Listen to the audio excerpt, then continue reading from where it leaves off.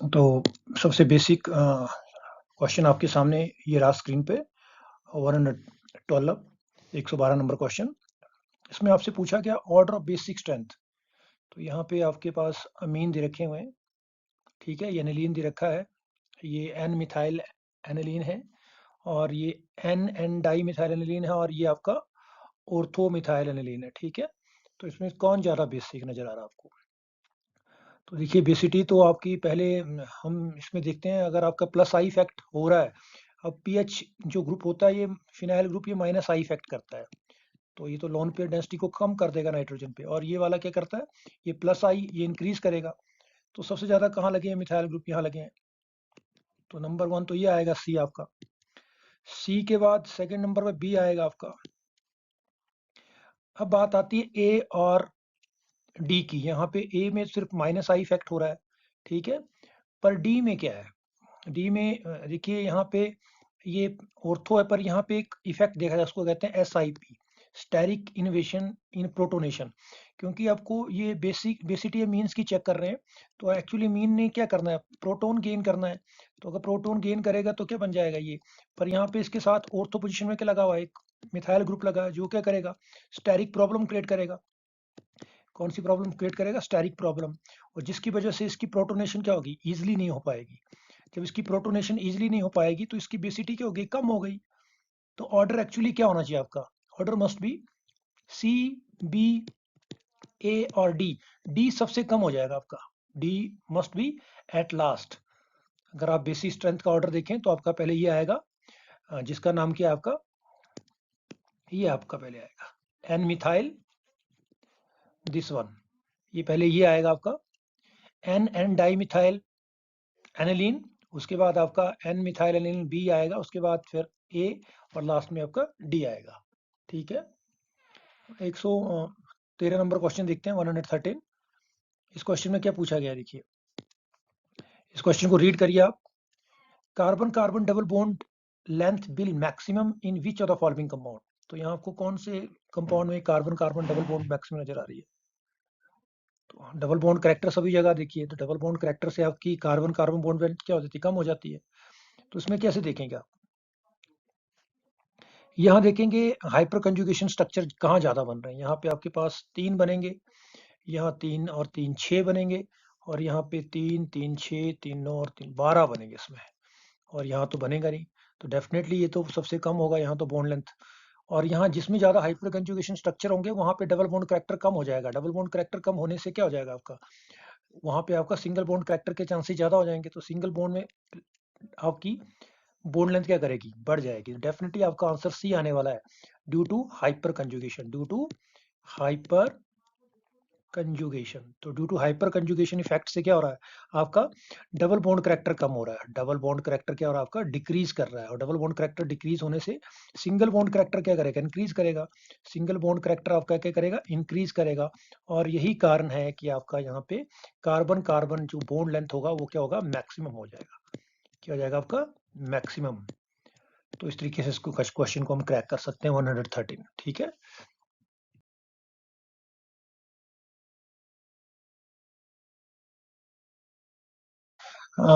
Which has a maximum dipole moment, इनमें से किसका डाइपोल मोमेंट मैक्सिमम है? तो ये तो एरोमेटिक कंपाउंड है बेंजीन, तो इसमें तो आप डाइपोल क्रिएट नहीं कर पाएंगे, चार्ज सेपरेशन नहीं हो पाएगी। ये भी आपका एक सिमेट्रिकल है, इसमें भी डाइपोल नहीं बनेगा। रही है ये 2 मॉलिक्यूल रहे आपके, ठीक है। यहाँ देखो डाइपोल बनाते हैं तो ये अगर नेगेटिव है प्लस चार्ज होता है, पर ये प्लस चार्ज क्या करेगा, अगर ये प्लस चार्ज आगे रिजोनेंस करेगा तो फिर क्या करेगा, ये एरोमेटिक करेक्टर को इसके जो बेंजीन रिंग के एरोमेटिक करेक्टर डिस्ट्रॉय हो जाएगा आपका, ठीक है। तो यहाँ भी ये स्टेबल मॉलिक्यूल नहीं बनने वाला। जब स्टेबल मॉलिक्यूल बनेगा नहीं तो डाइपोल क्रिएट नहीं हो पाएगा इसमें, ठीक है। और डाइपोल क्रिएट नहीं हो पाएगा तो डेफिनेटली इसका डाइपोल मोमेंट भी क्या होगा, कम होगा। अब बचा आपके पास सी मॉलिक्यूल। सी मॉलिक्यूल में देखिए अगर इसमें प्लस और इसमें माइनस चार्ज आता है, तो जैसे इसमें प्लस चार्ज आने से इसमें क्या आ जाता है आपका, एरोमेटिक करेक्टर आ जाता है, स्टेबल हो गया। देखो स्टेबल हो गया, ये पहले से एरोमेटिक सिस्टम है, ये वाला एरोमेटिक सिस्टम, बीच वाला भी एरोमेटिक सिस्टम बन गया आपका नॉन एरोमेटिक से। एरोमेटिक सिस्टम बन गया और चार्ज भी क्या हो गया आपका, सेपरेट हो गया। तो डेफिनेटली सी का डाइपोल मोमेंट आपका ज्यादा आएगा इसमें। तो 114 का जो आंसर रहेगा आपका वो रहेगा आपका सी। क्योंकि इसमें हो क्या रहा है आपका, जैसे ही आपने चार्ज सेपरेट किया कार्बोनाइल ग्रुप में, तो आपका जो ये कंपाउंड था, ठीक है, जहाँ पे आपका साइक्लिक को डबल बॉन्ड लगा, उसमें क्या जाता है, एरोमेटिक कैरेक्टर क्रिएट हो जाता है, ठीक है।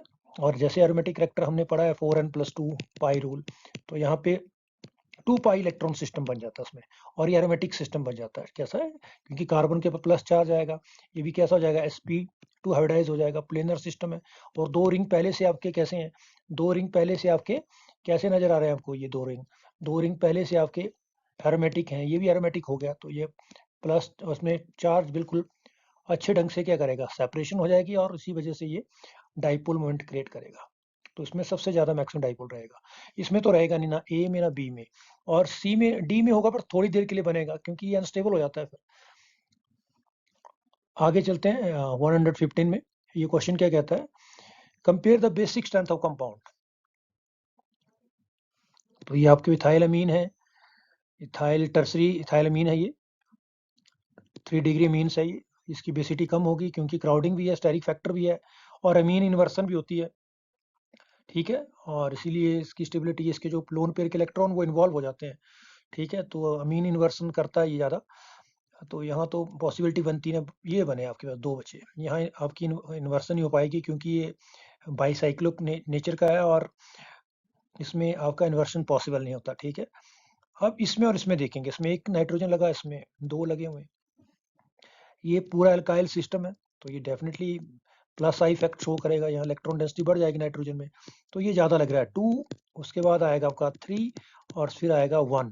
3 इसलिए आएगा, देखिए 3 सेकंड नंबर में क्यों आ रहा है, क्योंकि 3 में 2 नाइट्रोजन लगे हैं, तो एक तो आपका प्लस आई इफेक्ट हो रहा है, साथ में दूसरा वाला उल्टा काउंटर कर रहा है, ये माइनस आई इफेक्ट कर रहा है, तो ये और ये आपस में एक दूसरे को कर रहे हैं, माइनस आई इफेक्ट कर रहे हैं, क्रिएट कर रहे हैं, ठीक है। नाइट्रोजन इलेक्ट्रॉन एक्टिव होता है, तो अल्काइल ग्रुप एक नाइट्रोजन को देने की कोशिश करेगा, पर दूसरा वाला क्या करेगा, उससे अपने इलेक्ट्रॉन वापस मांगना शुरू कर देगा, तो डेफिनेटली ये इस चक्कर में क्या हो जाता है, कम बेसिक हो जाएगा, क्या हो जाएगा, ये कम बेसिक हो गया आपका।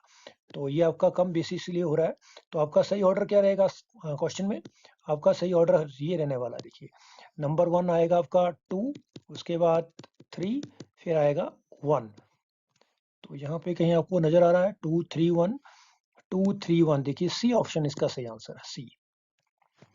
तो उसमें दोनों में 114 और 115 में जो आपके आंसर है वो सी सी है, तो ठीक है। आगे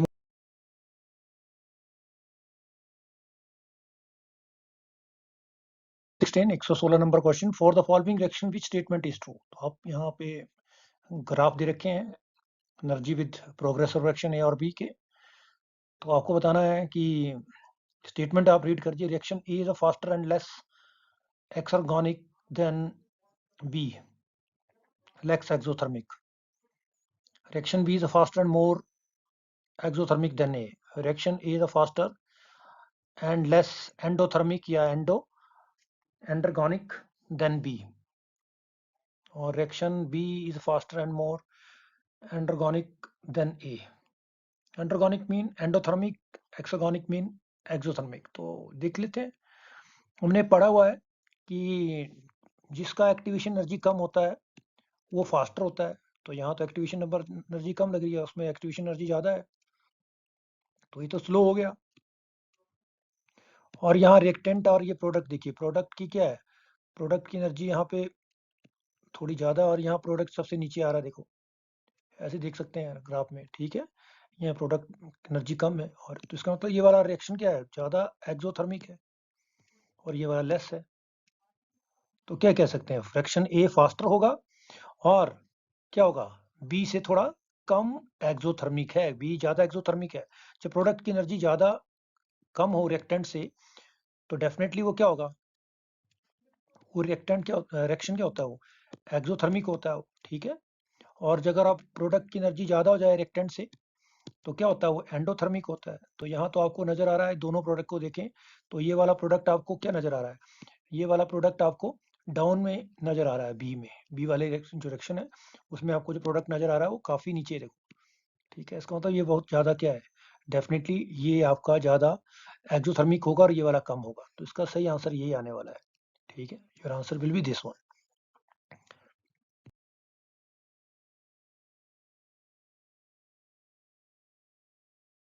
क्वेश्चन को कैसे करते हैं, ये आपका 117। यहाँ पे identify the site where the attack of H+ is most favourable. कहाँ अटैक H+ का ज़्यादा फेवरेबल होगा? H+ का अटैक यहाँ पे ज़्यादा कर आपका इलेक्ट्रोनेगेटिव एटम पे होगा, ऑक्सीजन या नाइट्रोजन। नाइट्रोजन पे करेंगे तो नहीं बनेगा बात ये, ठीक है, तो स्टेबिलिटी नहीं रहेगा। नाइट्रोजन के पास लोन पेयर है, देखिए ये अटैक आपका यहाँ पॉसिबल नहीं बन रहा है आपका। कैसे? देखिए, क्योंकि अगर ये नाइट्रोजन अपने लोन पेयर देता है, देखो आगे, तो ये बॉन्ड आगे शिफ्ट हो जाएगा, ये आपका तो नेगेटिव चार्ज कहाँ आ रहा है? ऑक्सीजन के ऊपर आ रहा, और ऑक्सीजन के ऊपर नेगेटिव चार्ज को कौन न्यूट्रलाइज करेगा? H+, ठीक है, तो ये यहाँ जाएगा ए पोजीशन में। तो सही, इसका सही आंसर आने वाला है ए। अब बना सकते हैं स्ट्रक्चर इसके, कहाँ पे अटैक बनेगा आपका। देखिए मैंने कैसे देखा है, क्योंकि आपके अगर ये नाइट्रोजन के पास इलेक्ट्रॉन है, ठीक है, नाइट्रोजन अपने इलेक्ट्रॉन आगे को पुश करेगा, सिस्टम में आप रेजोनेंस करेगा कोशिश ये, तो अगले वाले आगे नेक्स्ट कार्बन में मूव कर जाएंगे, और ये कार्बन ऑक्सीजन का बॉन्ड है, ये अपने पाई इलेक्ट्रॉन को ऑक्सीजन के ऊपर फेंक देगा, और ऑक्सीजन ज़्यादा इलेक्ट्रॉन एक्टिव हो जाएगा, वहाँ पे ये H+ जहाँ से ए पे अटैक होगा आपका। आगे देखते हैं, rank the following alkenes in order of increasing lambda max. तो हमने पढ़ा एनर्जी का रिलेशन यार, ये है देखो, ठीक है, Hc/λ। ये लैम्डा मैक्सिमम होगा तो एनर्जी क्यों होनी चाहिए? मिनिमम। तो जिसकी एनर्जी मिनिमम लग रही है इनमें, उसका लैम्डा क्या है? मैक्सिमम है। किसकी मिनिमम लग रही है आपको? जो ज़्यादा स्टेबलाइज है। देखिए यहाँ भी 2 साइक्लिक सिस्टम है, और यहाँ पे डबल बॉन्ड आपकी किसमें? अल्टरनेट पोजीशन में। तो देखो अगर ये आएगा तो ये आगे, तो इसमें ज़्यादा रिजोनेंस हो रहा है, यहाँ बड़ा कम रिजोनेंस हो रहा है, देखिए आगे है ही नहीं इसमें, ठीक है, कंजुगेट आपका डबल बॉन्ड सिस्टम नहीं है इसमें, यहाँ है थोड़ा सा। तो सबसे ज़्यादा रिजोनेंस किस में हो रहा है? 1 पे। तो 1 की एनर्जी सबसे कम है, तो उसका मैक्सिमम होने वाला है। उसके बाद आपका किस में आएगा? 3 पे, फिर आपका 2 पे। तो आपका आंसर क्या आने वाला है? पहले सबसे ज़्यादा किस में लगेगी एनर्जी आपकी? 2, फिर 3, और सबसे कम एनर्जी किसकी है? 1 की। तो 2, 3, 1 आने वाला है इसका आंसर, 2, 3, 1। तो अगर आप इसका आंसर देखेंगे तो आपका आंसर आएगा 2, 3, 1, क्योंकि 2 में ज़्यादा रिजोनेंस है आपका। 2 में आपका रिजोनेंस, सॉरी, ठीक है, 1 में ज़्यादा रिजोनेंस आपका, और आपका 3 पे उसके बाद, और सबसे कम रिजोनेंस किसमें? आपका 2 पे। तो आपका 1 ज़्यादा स्टेबल हुआ, ये ज़्यादा स्टेबल हुआ आपका। उसके बाद स्टेबिलिटी किसकी होगी? 3 की, फिर 2 की। तो आपका आंसर क्या आने वाला है इसमें? 2, 3, 1, क्योंकि इंक्रीजिंग ऑर्डर में पूछा हुआ है। तो इस तरीके से सबसे कम आपका जो लार्जेस्ट रहेगी, मैक्सिमम वैल्यू रहेगी लैम्डा की, वो किसके लिए रहेगी? आपकी 1 के लिए। तो ये इसका आंसर आने वाला है डी। स्टेबिलिटी के हिसाब से मैंने देखा अल्कीन में, ठीक है।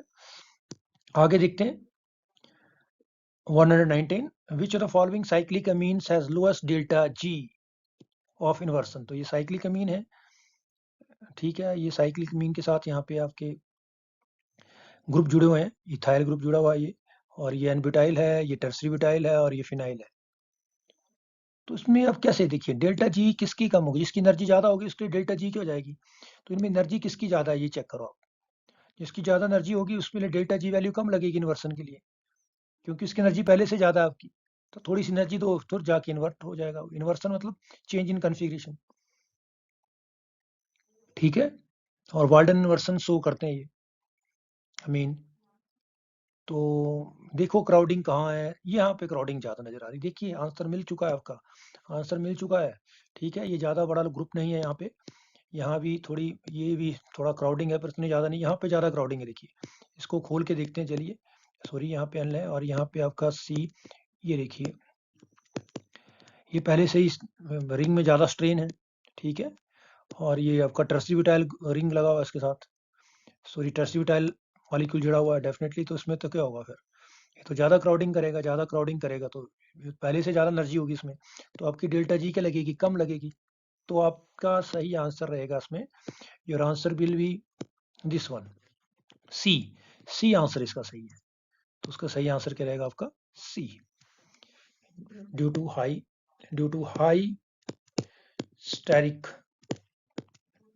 Effect of tertiary butyl group, tertiary butyl का, और जो भी आपका ये साइक्लिक सिस्टम बना हुआ है यहाँ पे, क्योंकि यहाँ भी देखो ज़्यादा स्ट्रेन, एंगल स्ट्रेन है, तो डेफिनेटली इसमें ज़्यादा स्ट्रेन होगी तो उसमें एनर्जी पहले से ज़्यादा है। तो उसके लिए डेल्टा जी वैल्यू थोड़ी सी लगेगी, तब जाके इन्वर्ट होगा ये, ठीक है।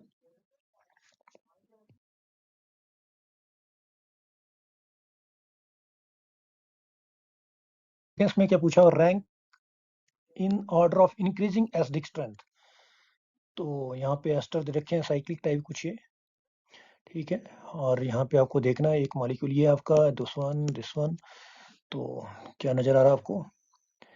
चलिए पहले यहाँ से एक H प्लस रिमूव करके देखते हैं कि जो उसका एनाइन कंजुगेट बेस बन रहा हो कितना स्टेबल है। अगर ज़्यादा स्टेबल होगा तो ज़्यादा एसिडिक होगा वो। तो किस तरीके से इसको कर सकते हैं, यहाँ पे देखिए, यहाँ से तो अगर आप तो यहीं से रिमूव कर सकते हैं, यहाँ से या यहाँ से, कहीं एक से निकाल लेते हैं एक H, और यहाँ से तो यहाँ तो H बचा नहीं, तो यहाँ भी नहीं है, यहाँ से निकलेगा फिर। और यहाँ भी आपके पास कहाँ से निकलेगा, यहाँ से, ठीक है। तो मुझे C पहले लगेगा, क्योंकि C में देखो ज़्यादा रेजोनेंस इफेक्ट होगा, ठीक है, ज़्यादा रेजोनेंस से स्टेबलाइज हो जाएगा C। दोनों तरफ आपका क्या लगा हुआ है, केटोन ग्रुप लगा हुआ है, कार्बोनाइल ग्रुप लगा हुआ है, और ये क्या करेगा, इसको स्टेबलाइज करेगा नेगेटिव इस कंजुगेट बेस को, ठीक है। उसके बाद आपका ए लग रहा है, क्योंकि ए भी देखो, ए में क्या है, ए में आपका बीच में लगा हुआ है क्या, कार्बोनाइल ग्रुप, ये क्या करेगा, उसको स्टेबलाइज करेगा, ठीक है। और साथ में आपके पास क्या ग्रुप जुड़ा हुआ है, यहाँ पे एस्टर ग्रुप जुड़ा हुआ है, तो ये भी आपको उसको क्या करेगा, रेजोनेंस शो करेगा इसके साथ। तो आपका सेकंड तो ये आया आपका ए, और लास्ट में आपका क्या रहेगा, ये रहेगा, ठीक है, बी। तो उसका सही आंसर क्या आने वाला आपका, सी, फिर ए, फिर बी। सी, और कैसे अरेंज करना है, इंक्रीजिंग ऑर्डर में, सबसे ज्यादा किसकी है, सी की, उससे कम किसकी रहेगी, आपकी ए की। सबसे ज्यादा किसकी है इसमें, सी की आई, सी ज्यादा है तो सी इंक्रीजिंग में सबसे सी आएगा। उसके बाद ए, फिर क्या आएगा आपका B, B A C, B A सी कहीं नजर आ रहा है, ये सी ऑप्शन आपके पास है, बी ए सी। अब इसमें देखिए कुछ नहीं किया मैंने, इसमें अब जब भी इसको आपने H प्लस रिमूव किया तो क्या बना आपके पास, एनाइन बना। एनाइन की स्टेबिलिटी चेक करनी है आपने बस, एनाइन जितना ज्यादा स्टेबल होगा डेफिनेटली आपका वो वाला क्या रहेगा, वो वाला आपका कंपाउंड क्या रहेगा, ज्यादा आपका एसिडिक होगा, वो वाला कंपाउंड आपका ज्यादा एसिडिक होगा, क्योंकि उसका कंजुगेट बेस जो बन रहा है वो स्टेबिलिटी उसकी चेक करनी है आपने। तो कंजुगेट बेस में स्टेबिलिटी नंबर 1 इसकी आई, उसके बाद ये आया, और ये आया, ठीक है। यहाँ देखिए मैं इसको दोबारा एक्सप्लेन कर देता हूँ, यहाँ नेगेटिव चार्ज आने से क्या फायदा होगा, या अगर यहाँ से रिमूव करते हैं तो एक तो रेजोनेंस से स्टेबलाइज हो रहा है, दूसरा क्या कर रहा है, ये माइनस एम इफेक्ट हो रहा है यहाँ पे, ये इसकी इलेक्ट्रॉन डेंसिटी, इस कार्बन की इलेक्ट्रॉन डेंसिटी को ये वाला ग्रुप क्या कर रहा है, अपनी तरफ खींच रहा है, तो स्टेबल कर रहा है इसको ये, ठीक है, नेगेटिव चार्ज को कम कर रहा है, तो डेफिनेटली ये होगा।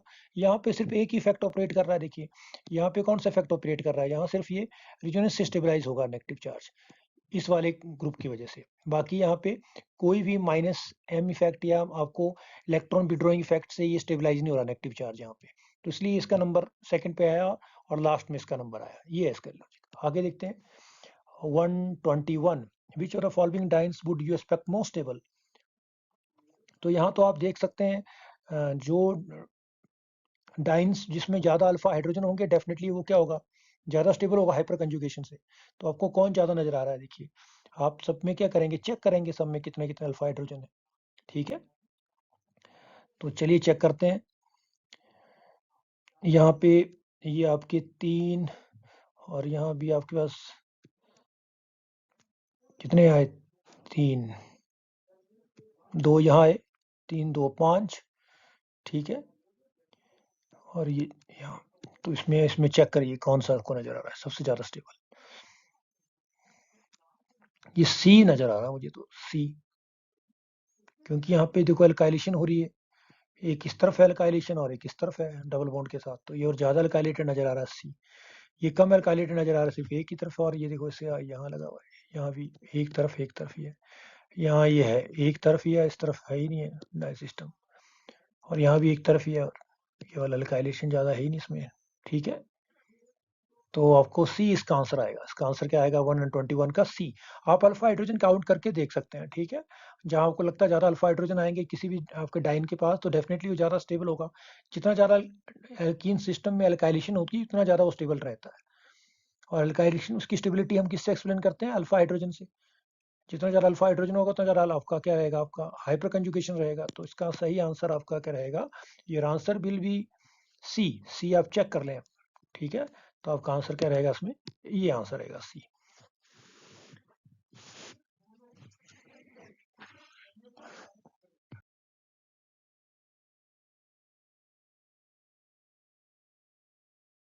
Catalyze the reaction would release maximum amount of heat per CH2 unit, ठीक है। तो यहाँ पे डिफरेंट आपके पास साइक्लिक कंपाउंड दे रखे हैं, साइक्लोप्रोपेन, साइक्लोब्यूटेन, साइक्लोपेंटेन, साइक्लोहेक्सेन। तो हमने देखा है जो साइक्लिक आपके हाइड्रोकार्बन रहते हैं, जितना छोटा रिंग होगा उतना ज़्यादा उसमें क्या रहेगी? आपकी स्ट्रेन रहेगी, उतना अनस्टेबल होगा, ठीक है। तो अनस्टेबल है तो डेफिनेटली उसमें तो ज़्यादा आपकी, जब ये हाइड्रोजनेशन करेगा तो ज़्यादा क्या निकलेगा उसमें? ज़्यादा एनर्जी आपकी क्या करेगा? रिलीज करेगा वो, ठीक है। तो इसमें आपका साइक्लोप्रोपेन में सबसे ज़्यादा स्ट्रेन रहती है। अगर आप साइक्लिक रिंग को देखें तो ज़्यादा उसमें एंगुलर स्ट्रेन ज़्यादा रहती है, ठीक है। तो ये आंसर आएगा इसमें। जितना बड़ा रिंग होता जाएगा उतना ज़्यादा स्टेबिलिटी बढ़ती जाती है। साइक्लोहेक्सेन तो ज़्यादा स्टेबल होता है।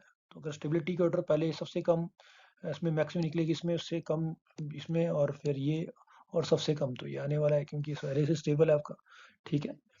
तो इसका सही आंसर रहेगा आपका ए, साइक्लोप्रोपेन रिंग। आगे देखते हैं इस क्वेश्चन में, compare the basic strength of above compound. तो पहले से ही है इसमें ये एनाइन बनाया हुआ है। तो एनाइन की स्टेबिलिटी चेक करिए बस, जो ज़्यादा स्टेबल होगा उसका जो आपका बेस होगा वो क्या रहेगा आपका, कि आपको कंजुगेट एसिड दे रखे हैं, आप चेक करके बता सकते हैं इनमें से कौन ज़्यादा स्टेबल है। तो ज़्यादा स्टेबल होगा तो उसका बेस क्या होगा? स्ट्रांग होगा। तो देखिए यहाँ रेजोनेंस होगा तो ये ऐसे करेगा, बस एक रेजोनेंस स्ट्रक्चर यहाँ देखिए, यहाँ आएगा तो ये, और यहाँ तीन, और यहाँ तो रेजोनेंस की पॉसिबिलिटी बनती नहीं है। तो नंबर वन सबसे ज़्यादा रेजोनेंस किसमें हो रहा है? ये ज़्यादा स्टेबल है तो बी। बी के बाद कौन आएगा? ए, फिर क्या आएगा? सी। तो ये आंसर रहेगा बी, आंसर इसका बी ए सी क्या रहेगा? B A C will be answer of this question 123।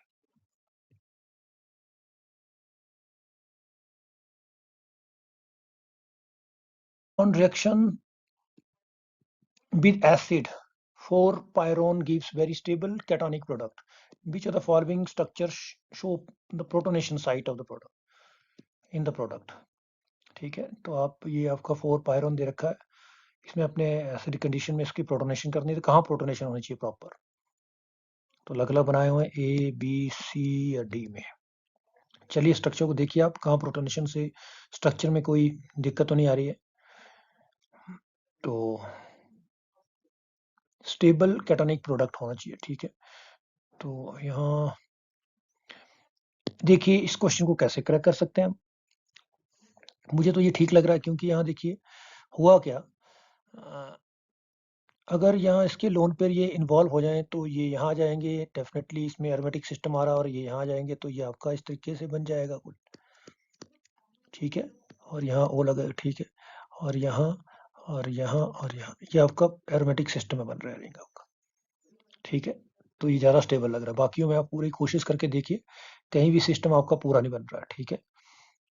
अगर यहाँ जाता है उसके आगे फिर कंजुगेशन नहीं हो पाएगी आपकी, हाइपर रिजोनेंस नहीं हो पाएगी। देखो यहाँ भी रिजोनेंस की कोई पॉसिबिलिटी नहीं बन रही है, ठीक है। यहाँ पहले से ऑक्सीजन के ऊपर क्या आ गया है? प्लस चार्ज आ गया है, तो ये भी नहीं। तो इसमें सी आंसर आएगा आपका, सी। क्योंकि सी में जैसे आपका ऑक्सीजन से लोन पेयर इन्वॉल्व होगा रिंग में, तो फिर डेफिनेटली आपका सिस्टम क्या हो रहा है? एरोमेटिक बन रहा है, ये रिंग एरोमेटिक बन रहा है, तो इस तरीके से सिस्टम एक्वायर कर लेगा ये। तो ऐसा हो जाएगा कुल मिला के ये ऐसे, और ये ओ एच, तो ऐसा रिएक्शन रहेगा। आगे देखते हैं 125, which are following is most stabilize कार्बोकटाइन।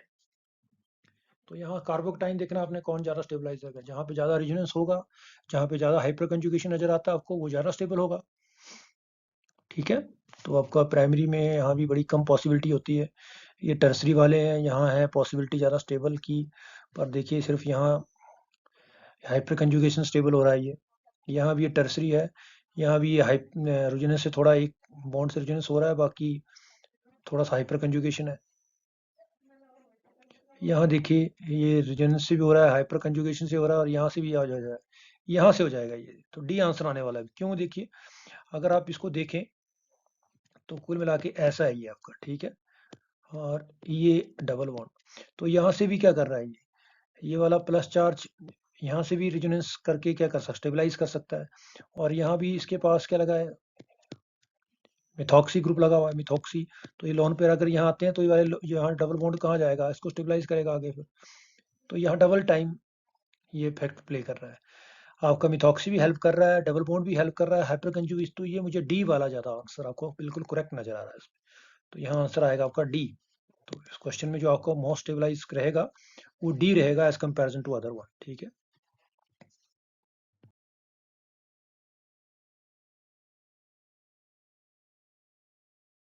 चलिए इस क्वेश्चन को देखते हैं। Which carbocation is most stable. यहाँ भी कार्बोकटाइन का क्वेश्चन आ रहा है आपके सामने। तो ये डिफरेंट कार्बोकटाइन दे रखे हैं, कौन ज़्यादा स्टेबल आपको नजर आ रहा है इसमें। तो जहाँ ज़्यादा रेजोनेंस होगा वहाँ ज़्यादा स्टेबिलिटी बढ़ेगी आपकी। तो प्रॉपर रेजोनेंस देखें आप, जहाँ पे प्रॉपर कंजुगेशन हो। तो यहाँ भी पॉसिबिलिटी नहीं बन रही है इसकी, देखो यहाँ कंजुगेशन की कोई पॉसिबिलिटी नहीं बन रही है। यहाँ सिर्फ हाइपर कंजुगेशन है, रेजोनेंस होगा नहीं रिंग के बीच में, क्योंकि अल्टरनेट पोजीशन में डबल बॉन्ड नहीं लगे हुए हैं। तो यहाँ भी नहीं है, ये पॉसिबिलिटी बन रही थी, वो ये आगे आए तो ये यहाँ है पॉसिबिलिटी। यहाँ ये आगे आएगा तो फिर आगे यहाँ है ही नहीं है, यहाँ भी नहीं है, ये आगे करेगा इससे आगे। तो यहाँ पे सिर्फ बी आंसर आएगा इसका। Right answer will be B. B में आपका प्रॉपर हाइपर कंजुगेशन हो रही है इसमें, जिससे ज़्यादा स्टेबलाइज हो जाएगा सिस्टम। आगे देखते हैं 127 number question. Consider positively charge C2H3 species in which the positive charge carbon is sp hybridized. The uncharged carbon जो आपका बिना चार्ज वाला वो कैसा sp2 हाइब्रिडाइज होना चाहिए। And an empty p orbital is perpendicular to the pi system. What is the best description of this cation? इनमें से कौन सा होगा ये, विनाइल कार्बोकेटाइन है, एलेनाइल है, एल्काइल है या एलाइल है। तो उनको बना के देखते हैं, ठीक है। इनको सबको बनाते हैं, फिर देखते हैं कि इसमें कौन सा बैठेगा आपका। विनाइल में 2 कार्बन होते हैं और डबल बॉन्ड रहता है बीच में। तो ये कैसे बनेगा आपका, ऐसे होगा ये CH2 डबल बॉन्ड CH। अब देखिए ये कार्बन sp2 हाइब्रिडाइज है और ये वाला आपका sp है, क्योंकि यहाँ पे सिर्फ 2 ही सिग्मा बॉन्ड है, एक कार्बन के साथ लगा, एक हाइड्रोजन के साथ।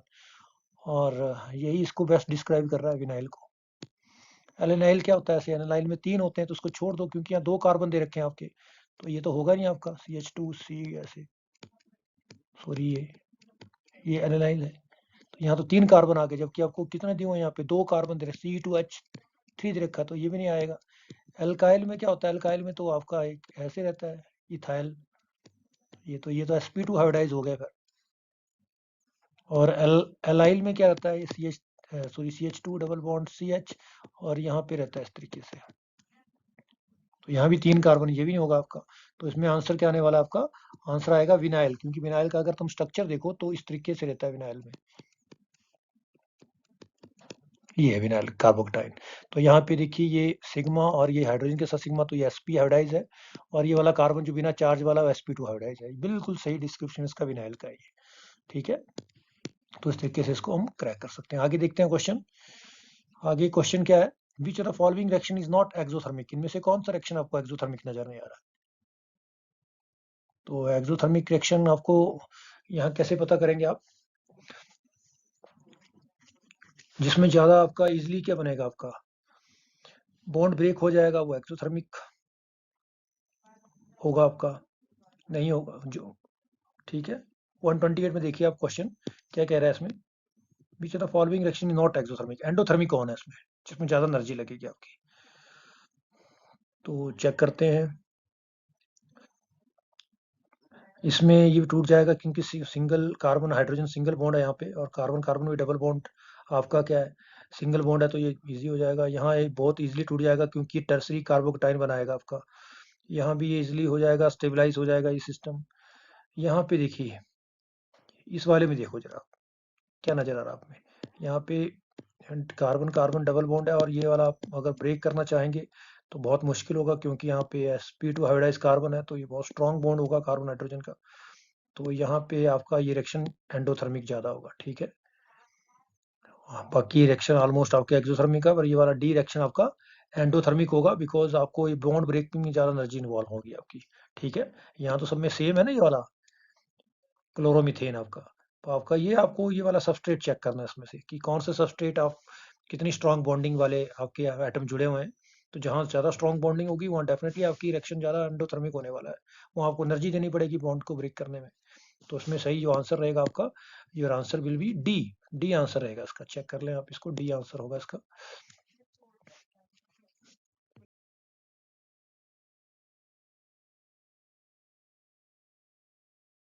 कार्बोक्टाइन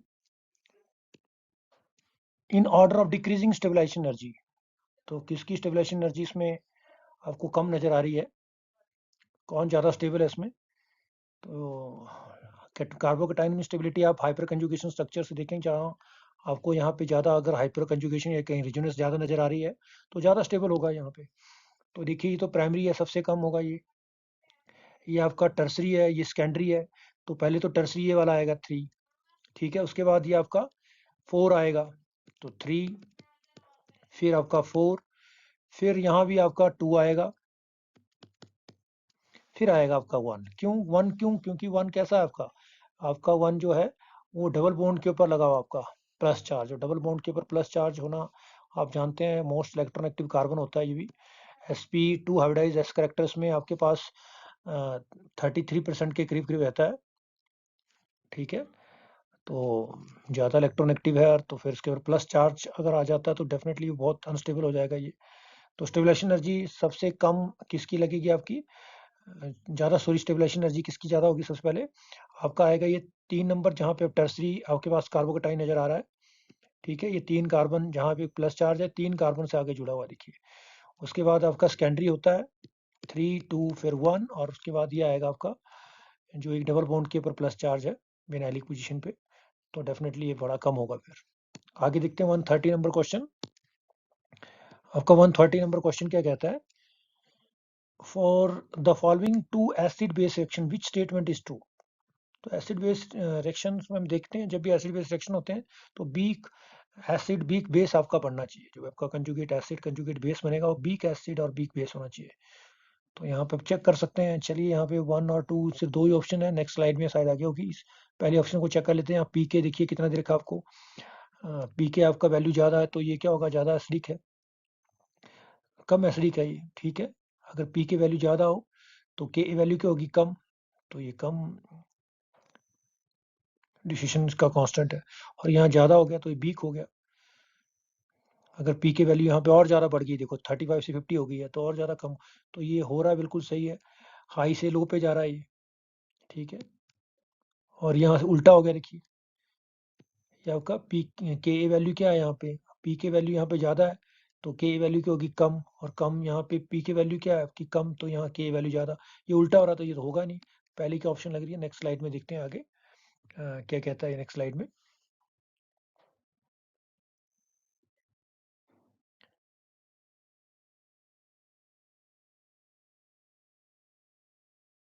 नहीं है, ठीक है। तो 131 question, one favoured right and second favoured to the left, ये दो ही डायरेक्शन है इसमें, यही ऑप्शन है इसका।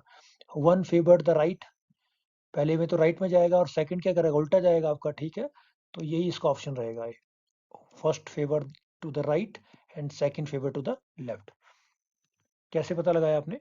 क्योंकि फर्स्ट में आपका क्या हो रहा है, आपका पी के वैल्यू क्या, वहाँ पी के वैल्यू आपका कम था और आगे क्या था, ज़्यादा था। तो आपका डेफिनेट जहाँ पी के वैल्यू कम हो वहाँ के ए वैल्यू क्या होगा, ज़्यादा होगा। और जहाँ पी के वैल्यू आपका क्या है, ज़्यादा है, वहाँ के वैल्यू क्या होगा, कम। तो लो से क्या जा रहा है आपका, हाई से क्या जा रहा है, लो पे। डेफिनेटली हमने पढ़ा एसिड बेस में कैसे चलते हैं रिएक्शन आपके, एसिड बेस रिएक्शन क्या करते हैं आपके, बीक एसिड और क्या बनाते हैं, बीक एसिड और बीक बेस आपके बनाते हैं, ठीक है। बीक एसिड बीक बेस आपके बनाते हैं, तो ये तो चलेगा। और दूसरे वाले रिएक्शन में क्या था, उल्टा था उसमें। तो आपका यही रिएक्शन है, one is favour to the right, और जो फर्स्ट सेकेंड है वो बैकवर्ड हो जाएगा, is favour to the left. आगे देखते हैं 131 नंबर क्वेश्चन क्या कहता है ये। इसमें कह रहा है कि ये कौन सा इसमें ज़्यादा एसिडिक है, ठीक है। हम जनरल ऑर्गेनिक केमिस्ट्री के क्वेश्चन कर रहे हैं, तो यहाँ बेसिक ऑर्गेनिक केमिस्ट्री के ही क्वेश्चन आपको मिलेंगे करने के लिए। तो इसमें आपके पास H A H B और अलग अलग हाइड्रोजन दे रखे हैं, कौन ज़्यादा होगा। तो ये एच बी ज़्यादा होगा, क्योंकि देखिए हमने पढ़ा हुआ एच बी आपके साथ यहाँ पे अगर इसको नेगेटिव बनाते हैं तो इसमें रेजोनेंस रहेगा आगे, ठीक है। तो ज़्यादा स्टेबलाइज होगा इसका एनाइन आपका। और उसके बाद आपका एच सी आएगा, और यहाँ तो आपकी स्टेबलाइजेशन होगी नहीं है, तो एच बी, उसके बाद एच सी, फिर सबसे कम होगा एच ए। तो बी सी ए, बी सी ए ये आंसर रहेगा आपका। क्योंकि जब भी आप एनाइन बनाते हैं आफ्टर रिलीजिंग प्रोटॉन, तो उसकी स्टेबिलिटी को चेक करना है। तो यहाँ तो रेजोनेंस पॉसिबल नहीं है अगर एच ए को हम रिमूव करते हैं एनाइन बना के। और सबसे ज़्यादा स्टेबिलिटी कहाँ आती है, जब एच बी को हम रिमूव करते हैं, जो आयनाइन बनेगा वो स्टेबलाइज हो जाएगा आपका रेजोनेंस। और एच सी में तो आपको पता है कि ये नेगेटिव आयनाइन बनेगा यहाँ पे, पर यहाँ पे जहाँ भी ये नेगेटिव आयनाइन होगा ये थोड़ा स्टेबल इसलिए क्योंकि इलेक्ट्रोनेगेटिव कार्बन के ऊपर होगा, sp2 हाइब्रिडाइज कार्बन के ऊपर है। तो इसका आंसर ये रहेगा।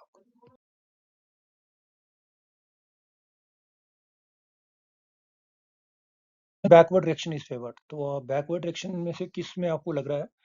यहाँ सारे एसिड बेस रिएक्शन दे रखे हुए हैं यहाँ पे, और हमने देखना है कि जहाँ आपको ज़्यादा स्टेबिलिटी नज़र आएगी उस तरीके पे आपका रिएक्शन बैकवर्ड हो जाएगा। तो आपके पास अलग अलग स्पीसीज दे रखे हुए हैं, तो आप देख सकते हैं यहाँ पे ये ज़्यादा स्टेबल है एज कम्पेरिजन दिस। तो ये कंजुगेट एसिड कंजुगेट बेस जो बन रहे हैं आपके, ये ज़्यादा स्टेबल नज़र आ रहे हैं यहाँ पे, ठीक है। यहाँ भी इसको दिखे चेक, ये ज़्यादा स्टेबल है, ये भी ज़्यादा स्टेबल है, तो ये आपका फॉरवर्ड रिएक्शन रहेगा। यहाँ भी अगर आप देखें तो ये ज़्यादा, क्योंकि यहाँ देखो प्लस सल्फर के ऊपर चार्ज है, और यहाँ पे आपका ऑक्सीजन के ऊपर दे रखा है, तो डेफिनेटली ये भी आपका स्टेबल लग रहे हैं। क्योंकि हमने पढ़ा एसिड बेस रिएक्शन कहाँ फेवर करते हैं, जब भी आप वीक एसिड वीक बेस बन रहा है। तो सिर्फ डी में आपको देखने में मिलेगा, आपको डी में क्या देखने को मिलेगा, डी में ये आपके अनस्टेबल आ रहे हैं आपके, और ये वाले आपके स्टेबल हैं। तो यहाँ बैकवर्ड रिएक्शन आपको नजर आएगा, ठीक है। ये स्टेबलाइज हो रहे हैं, आप चेक कर सकते हैं इनको। ये कंजुगेट एसिड कंजुगेट बेस जो बन रहे हैं इसके, इसने देखिए यहाँ पे H प्लस गेन किया, तो आपका क्या बन रहा है, कंजुगेट एसिड। और इसने अपना H प्लस लॉस किया, तो ये क्या बन रहा है, कंजुगेट बेस बन रहा है। तो ये ज़्यादा आपके क्या स्टेबल है as comparison to this acid base. तो यहाँ पे डी आपका जो आंसर रहेगा इसका। अब चेक कर लें इसको, डी इसका आंसर रहने वाला आपका। तो यहाँ बैकवर्ड और फॉरवर्ड की बात तभी करेंगे हम जब आपके पास एसिड बेस कैसे बन रहे हैं आपके। एसिड बेस अगर आपके कंजुगेट एसिड बेस आपके फेवरेबल हैं, ज़्यादा स्टेबल हैं, तो डेफिनेटली वो फॉरवर्ड चलेगा। अगर वो अनस्टेबल है तो वो बैकवर्ड होगा रिएक्शन। आगे देखते हैं, विच कार्बोक्टाइन इज मोस्ट स्टेबल, द्वारा कार्बोक्टाइन पूछा गया यहाँ पे। और यहाँ पे देखिए डबल बॉन्ड सिस्टम भी है, तो आपने देखना जहाँ पे आपका एक्सटेंडेड डबल बॉन्ड सिस्टम बन रहा है वो ज़्यादा स्टेबल होगा। तो यहाँ भी स्टेबिलिटी नहीं बन पाएगी इसकी, देखिए अगर यहाँ आता है तो फिर ये थोड़ा कम स्टेबल है। यहाँ भी देखिए नहीं बन पाएगा।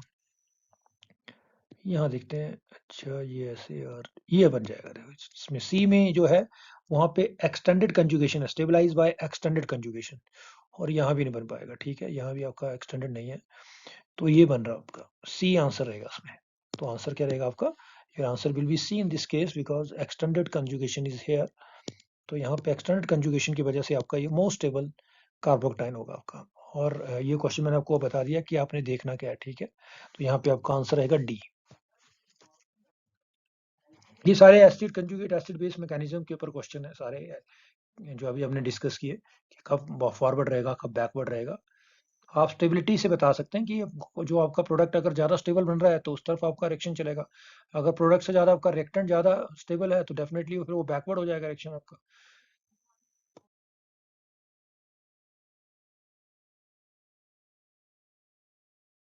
इस क्वेश्चन को देखते हैं, taking into account of hybridization of resonance effect, rank of the following bond order decreasing bond length। तो यहाँ पे 1 2 और 3 तीन बॉन्ड कार्बन और ऑक्सीजन के बीच में लगे हुए हैं। तो ऐसे है ये कार्बोनेट आयन है ये, और हमने देखा हुआ है कि कार्बोनेट आयन में क्या आता है, रेजोनेंस रहता है। तो अगर यहाँ डबल बॉन्ड करेक्टर आएगा तो यहाँ फिर दोबारा सिंगल बॉन्ड करेक्टर आ जाएगा। फिर इस तरीके से सभी कार्बन ऑक्सीजन में क्या रहता है, पार्शियल डबल बॉन्ड और सिंगल बॉन्ड के बीच में रहेगा करेक्टर आपका। ना ही इसमें आपका प्रॉपरली सिंगल बॉन्ड रहेगा और ना ही प्रॉपरली इसमें डबल बॉन्ड रहेगा, सिंगल और डबल बॉन्ड के बीच में रहेगा। तो सभी की बॉन्ड लेंथ क्या हो जाएगी, ड्यू टू रेजोनेंस। सब में अगर करेक्टर आपका क्या आ रहा है, मिक्स करेक्टर आ रहा है सिंगल और डबल बॉन्ड के बीच में, तो डेफिनेटली सबकी बॉन्ड लेंथ क्या हो जाएगी, बराबर हो जाएगी। तो यहाँ पे बराबर कहाँ दिया हुआ, देखिए ये आपका 2 = 3 = 1, सारे बॉन्ड आपकी क्या हो जाएंगे, बराबर हो जाएंगे, ठीक है। तो इसमें यही है इस क्वेश्चन का, taking into account the hybridisation and resonance, और इसलिए प्लेनर मॉलिक्यूल होता है। देखिए इसमें हाइब्रिडेशन कार्बन की क्या रहती है, sp2, और इसमें रेजोनेंस देखा जाता है। रेजोनेंस होने की वजह से ये सारे जो कार्बन ऑक्सीजन बॉन्ड है उनकी इक्वल बॉन्ड लेंथ हो जाती है। तो ये इसका आंसर रहेगा 134 का, ठीक है।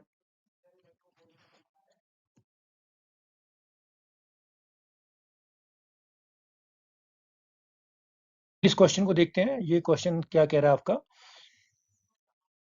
इस क्वेश्चन में आपको दिया हुआ है which one of the among following carbocation has longest half life. तो लॉन्गेस्ट हाफ लाइफ किसकी होगी, जो क्या होगा, ज़्यादा स्टेबल होगा। तो यहाँ ए और बी दो ऑप्शन दे रखे हुए हैं। ये आपका ट्राइफिनाइल कार्बोक्टाइन है, इसमें 3 आपके रिंग जुड़े हुए हैं, और रिंग में ये प्लस चार्ज क्या करेगा, रिंग के साथ रेजोनेंस कर सकता है डेफिनेटली, इसके साथ, इसके तीनों के साथ, तो ज़्यादा स्टेबल होना चाहिए। तो पर यहाँ भी आपके पास रिंग की जगह आपके पास साइक्लो प्रोपेन जुड़ा हुआ है, ठीक है। इसमें और इसमें अगर देखा जाए तो ये ज़्यादा स्टेबिलिटी हो जाती है इसकी। इसमें एक चीज़ आती है, इसका नाम है डांसिंग रेजोनेंस। डांसिंग रेजोनेंस होता है इसमें। डांसिंग रेजोनेंस में ये एक रिंग, इसमें एंगुलर स्ट्रेन ज़्यादा होता है रिंग में, और ये क्या करता है, इसके जो जितने भी ऑर्बिटल्स होते हैं वो एक पाई बॉन्ड सिस्टम की तरह काम करते हैं, पूरे के पूरे, ठीक है, तीनों के तीनों कार्बन। और ये ज़्यादा रेजोनेंस इसको क्या करता है, इसको ज़्यादा स्टेबलाइज करता है। तो अगर बी और ए की बात करें तो ए आएगा इसमें, ठीक है। बाकी ऑप्शन है इसके, 2 ऑप्शन आगे नेक्स्ट स्लाइड में रहेंगे। तो ए और बी में तो मुझे ए लग रहा है। आगे देखते हैं नेक्स्ट स्लाइड में। यहाँ भी इसके ऑप्शन आए सी और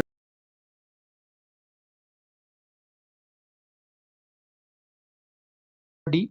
तो यहाँ भी चेक कर लेते हैं, ये सी है और ये डी। इसमें भी हम देखते हैं क्या है, ये भी आपका ट्राई मिथाइल कार्बोक्टाइन है, टर्सी ब्यूटाइल कार्बोक्टाइन जिसको हम कहते हैं। तो यहाँ भी हाइपर कंजुगेशन है, पर इतनी ज़्यादा नहीं है as comparison to this one. ये आपका साइक्लिक रिंग लगे हुए हैं, तो ये भी कम स्टेबलाइज होगा, स्टेरिक प्रॉब्लम भी रहेगी इसमें, ठीक है। तो इसमें वही रहेगा आपका ऑप्शन। आपका ऑप्शन क्या रहेगा उसमें, ए ऑप्शन, ठीक है। ये जो मैंने बताया आपको 3 जो इसमें क्या लगे हैं, इसमें डांसिंग रेजोनेंस का एक फैक्टर है जो मैंने डिस्कस किया वीडियो पे। इसमें ज़्यादा रेजोनेंस की वजह से ये क्या करता है, ये जो आपके रिंग लगे हैं साइक्लोप्रोपेन प्रोपेनाइल, ये क्या करते हैं, एक पाई बॉन्ड सिस्टम की तरह बिहेव करते हैं, उसको ज़्यादा स्टेबलाइज करते हैं। तो उसका आंसर ए रहेगा इस ऑप्शन में। नेक्स्ट 136 नंबर क्वेश्चन देखते हैं। Rank the following alkene in order of decreasing heat of hydrogenation.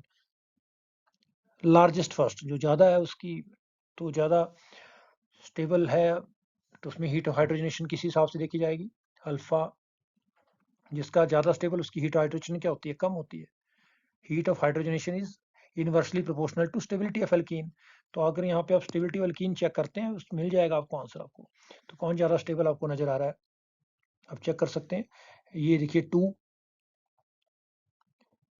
तो उसमें सबसे कम होगी 2 में, तो ठीक है। और सबसे कम अनस्टेबल कौन है इसमें, सबसे, ये है देखिए नंबर 1। नंबर 1 सबसे, तो नंबर 1 की सबसे ज़्यादा होगी। उसके बाद आएगा आपका ये सिस है, और ये ट्रांस है। तो सिस में स्टैरिक प्रॉब्लम भी है। तो उसके बाद ये 4, फिर आएगा 3, और लास्ट में आएगा आपका 2। 1432 ये आंसर रहेगा।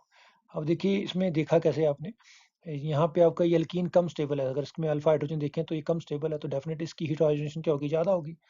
और यहाँ पे सबसे ज़्यादा स्टेबल कौन सा नजर आ रहा है आपको, सबसे ज़्यादा स्टेबल ये आपको नजर आ रहा है। यहाँ पर अल्फा हाइड्रोजन ज़्यादा है तो ज़्यादा स्टेबल है, ये ज़्यादा अल्काइलेटेड है, तो इसकी सबसे कम होने वाली है। तो आपको फर्स्ट मिल गया और लास्ट वाला मिल गया, ठीक है। अब आपको बीच वाले देखने हैं, 3 और 4 चेक करने हैं। 3 और 4 में एक ट्रांस में एक सिस में रिपल्सन होती है, तो इसमें ज़्यादा अनस्टेबिलिटी रहती है, तो इसकी हीट हाइड्रोजन ज़्यादा होगी, और ये थोड़ा ट्रांस वाला स्टेबल होता है। तो फिर आएगा क्या ऑप्शन आपका, 1432, ठीक है। इस तरीके से इसको देख सकते हैं। नेक्स्ट 137 नंबर क्वेश्चन चेक करते हैं। ये क्या कहता है आपका, which are the following reaction is most exothermic. तो यहाँ देखते हैं मोस्ट एक्सोथर्मिक रिएक्शन कौन, जहाँ ज़्यादा हीट निकल रही है आपकी, कौन सा रिएक्शन रहेगा इसमें। यहाँ भी देखिए सेकेंडरी कार्बोक्टाइन, सॉरी, रेडिकल बनेगा इसमें, तो सेकेंडरी कम होता है। यहाँ भी आपका ये ब्रेक होगा, सॉरी ये तो इसका ही पार्ट आ गया आपका। और यहाँ भी ये हो रहा है, यहाँ टर्सरी वाला बन रहा है क्योंकि तो ये वाला मुझे ज़्यादा लग रहा है, और यहाँ ब्रोमीन के साथ देखो सीएल बॉन्ड जो हमारा ये कंपाउंड बनता है ना, इसके साथ सीएल जो जुड़ता है, ये ज़्यादा हाईएस्ट एनर्जी रिलीज करता है, क्योंकि कार्बन की सीएल के साथ बॉन्डिंग टेंडेंसी ज़्यादा है, तो ज़्यादा हीट आपकी क्या करेगा, इवॉल्व करेगा। ठीक है, और ये बन भी कैसा रहा है, टर्सरी फ्री रेडिकल बन रहा है यहाँ पे। टर्सरी फ्री रेडिकल क्या होता है, इजिली बन जाता है। ठीक है, ज़्यादा स्टेबल होता है, इजिली बन जाता है, ज़्यादा एनर्जी निकालेगा, ज़्यादा स्टेबल है तो ज़्यादा एनर्जी निकलेगी। तो ये वाला सी रिएक्शन इसमें ज़्यादा एक्सोथर्मिक है as comparison to D. D में भी सेम है, सिर्फ ब्रोमीन है यहाँ पे, तो ब्रोमीन की टेंडेंसी जो है बॉन्ड बनाने की वो कम है। ठीक है, तो और Cl जब भी बॉन्ड बनाता है कार्बन के साथ तो ज़्यादा एनर्जी निकालता है। डेफिनेटली ये बनेगा आपका सी। सी आंसर रहेगा आपका।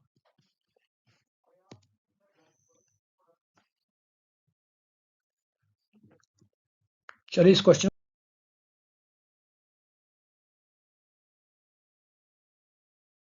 को चेक करते हैं, विच one of the following is most stable. तो आप इसमें चेक करते हैं कौन आपको ज़्यादा स्टेबल नज़र आ रहा है। तो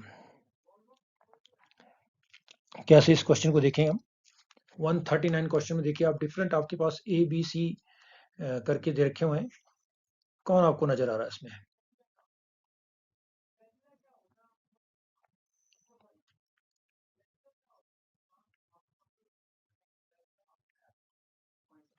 मुझे तो उसमें सी नज़र आ रहा है आपका। कैसे, देखिए सी में हुआ क्या, सी में आपके पास यहाँ देखिए, अगर हम देखा जाए तो यहाँ पे कार्बन के पास अपना पूरा बैलेंस ही पूरा नहीं है। ठीक है, इसके पास 8 इलेक्ट्रॉन सिस्टम नहीं है, यहाँ भी 8 इलेक्ट्रॉन सिस्टम नहीं है, यहाँ भी 8, पर यहाँ पे देखिए सभी कार्बन के पास अपना पूरे पूरे 8 इलेक्ट्रॉन है, आप चेक कर सकते हैं। और यहाँ नाइट्रोजन के पास भी अपना ऑक्टेट पूरा है, तो ये ज़्यादा स्टेबल है। ठीक है, बाकी तो ऑलमोस्ट अगर आप देखेंगे तो यहाँ पे बैलेंसी के हिसाब से अगर चेक करें तो यहाँ नहीं है। तो मोस्ट स्टेबल रेजोनेंस स्ट्रक्चर इसका आपको सी नजर आएगा, because cation has complete octet. यहाँ पे कैटाइन का जो है, जो कंप्लीट ऑक्टेट नजर आ रहा है आपको। ठीक है, यहाँ कंप्लीट ऑक्टेट। ठीक है, यहाँ तो ये मुझे नजर आ रहा है, यहाँ पे आपके कार्बन जो आपका यहाँ जो प्लस चार्ज वाला है वो क्या है, पूरा कंप्लीट नहीं है। ठीक है, उसमें और चार्ज भी है, तो कंप्लीट अगर नहीं है तो फिर डेफिनेटली हमने पढ़ा हुआ है। ठीक है, तो अनस्टेबल हो जाएगा वो।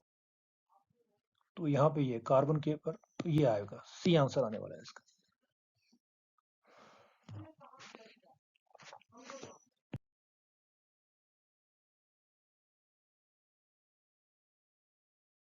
देखते हैं क्या कहता है ये, which of the following is strongest acid. तो हमने देखा हुआ स्ट्रॉन्गेस्ट एसिड कैसे पता, जो कम बेसिक होगा इनमें से वो ज्यादा स्ट्रॉन्ग एसिड होगा। सबकी बेसिटी चेक करनी पड़ेगी हमें। ठीक है, तो देखते हैं अगर बेसिटी कैसे, देखिए जब ये H+ निकाल देगा अपना तो ये अमोनिया बनने वाला है, लोकलाइज लोन पर रहेगा इसमें, तो ये थोड़ा ज़्यादा बेसिक है। यहाँ भी अगर हम H+ निकाल दें इससे तो ये भी आपका नाइट्रोजन के पास लोन पर रहेंगे, ये भी लोकलाइज रहेंगे क्योंकि कोई रिजोनेंस नहीं हो रहा है यहाँ पे।